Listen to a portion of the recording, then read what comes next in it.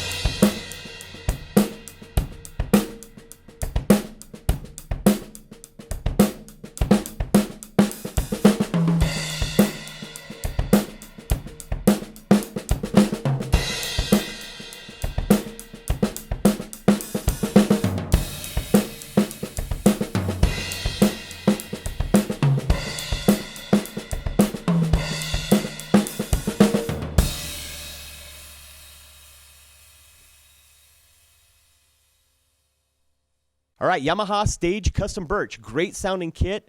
It's actually the fourth Yamaha kit I've owned, which should tell you something right there. I've gone through a recording custom, which is also Birch. I had a Beach custom. I got rid of both of those. I currently have a Maple Custom Absolute, which I'll keep until the day I die. And new to the family are the Stage Custom, which of course are all Birch. 10 by 7-inch tom, 12 by 8, 14 by 13, and 16 by 15. The two rack toms. On the drum dial, I have 76 on the top, 78 on the bottom. The 14-inch, I have 75 on the top and bottom. And the 16-inch, I have 74 on the top and bottom. The kick drum is a 22 by 17. I have that just barely over finger tight. Snare drum, 14 by 5.5. On the top, I have 88. Bottom 80 on the drum dial. I'm going to let you hear all the toms individually with the snare drum mic. Then I'll go back and jam a little bit more. Also on the previous jam and the one coming up, the toms and cymbals are all coming through the Zoom H4n, which is right above my head. Inside the kick drum, Shure Beta 52, and I've got a 57 on the snare. So I'll let you hear those toms.